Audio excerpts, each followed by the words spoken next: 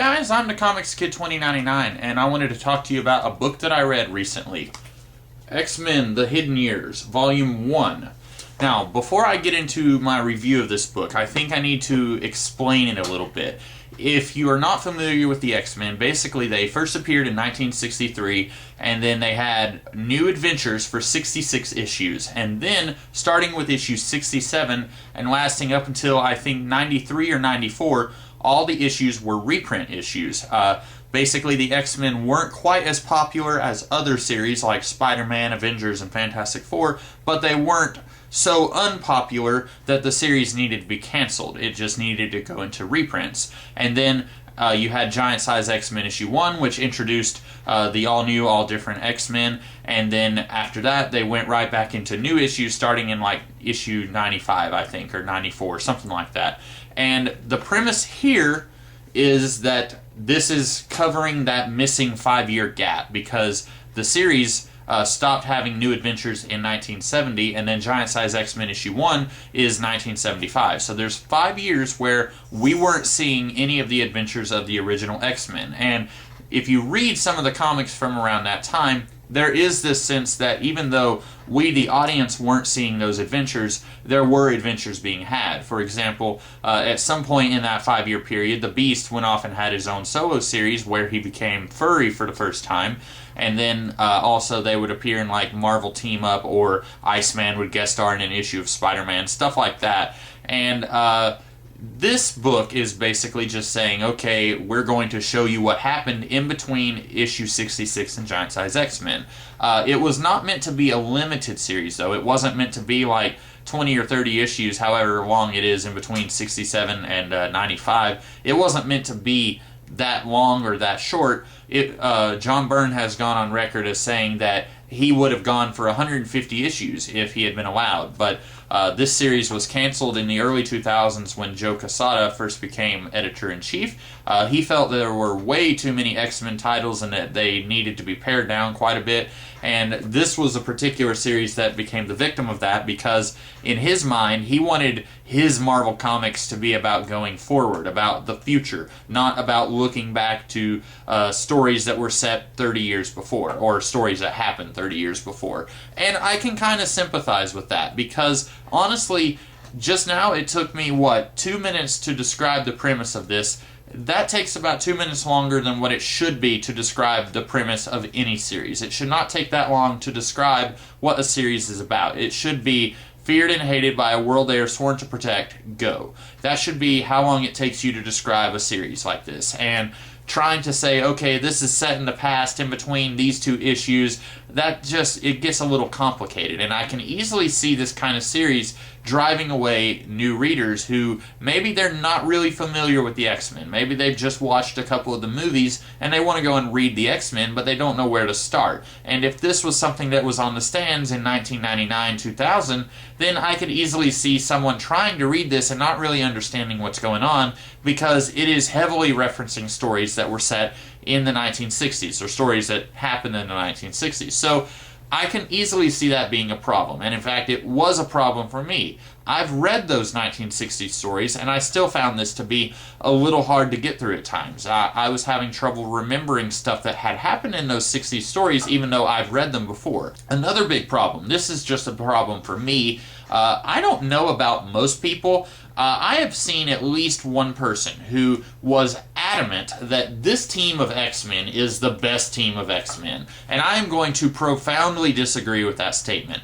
I hate this team of X-Men. They are wildly boring. I don't think any of them are very interesting, especially not at this point in time. In fact, I would go so far as to say that from the original 66 issues of X-Men, maybe 3 or 4 of them were good. The rest of them were really bad. And the thing is, I get what John Byrne is doing. He thinks there is a gold mine of stories that he can tell set in between those two issues, and he's not going to have to worry about the rest of the Marvel Universe intruding on what he's doing. He doesn't have to keep up with all these crossovers and events and stuff, which is something that I've talked about before, how if you're a writer at DC or Marvel, you're going to have to keep up with everything, because chances are it is going to come in on your book no matter what. And so this is something I can easily see a creator wanting to do something like this, where they can just do whatever they want to do without having to worry about what's going on in Spider-Man or the Fantastic Four or the other X-Men books. But these characters, really not very interesting, and it's pretty easy to see why this got canceled, in addition to Joe Quesada wanting the new Marvel comics to be much more about moving forward and not about looking in the past. In addition to that, these characters just aren't very interesting.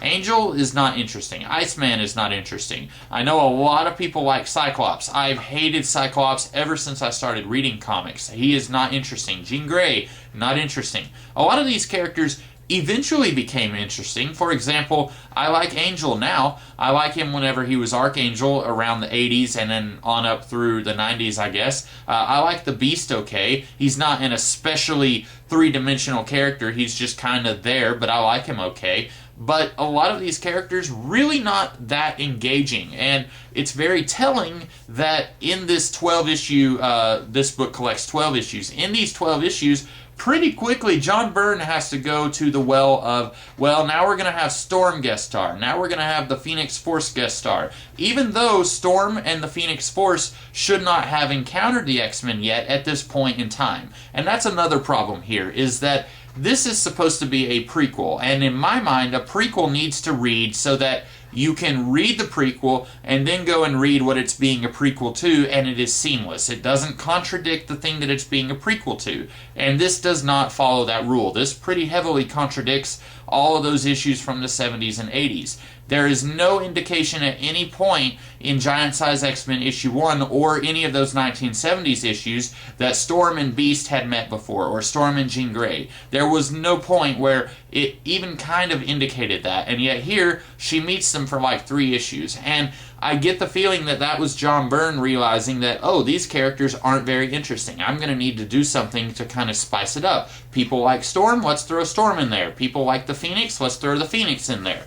And it doesn't really work for me.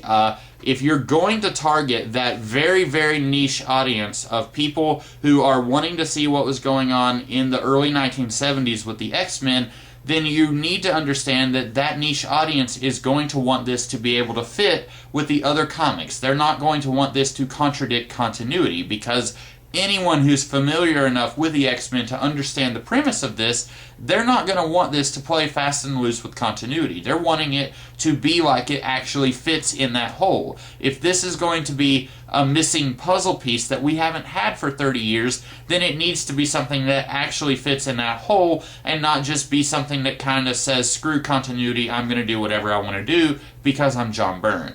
And that's about all I have to say. The art is John Byrne art. I like John Byrne's art. I know a lot of people have said that he's kind of gone downhill since the 70s and 80s. I don't see it. I still think he's a very talented artist. I really like his art.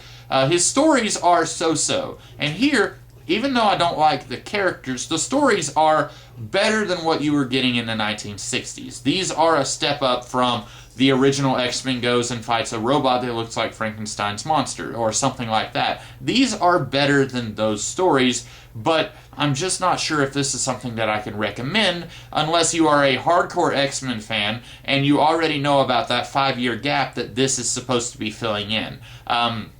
So I would say, unless you're a hardcore X-Men fan, don't bother picking this up. And there is a Volume 2. I haven't read that yet. I will probably go ahead and get Volume 2. 1, because I'm a huge X fanatic, so no matter what, I'm going to be reading X-Men comics. But 2, while this started off not being very good, in fact, the first third of the book was pretty much a chore to get through, I thought. It started off that way. It gets better as it goes. I like the Savage Land okay, but I poo you not, half of this book is set on the Savage Land, and that is just absurd. No series needs to spend 6 months in the Savage Land. And I'm sure Chris Claremont's run did that at some point, and I'm engorgingly in love with the Chris Claremont run, but whatever. I didn't think that this needed to spend so much time in the Savage Land, but once you stop seeing the Savage Land as much, it gets quite a bit better.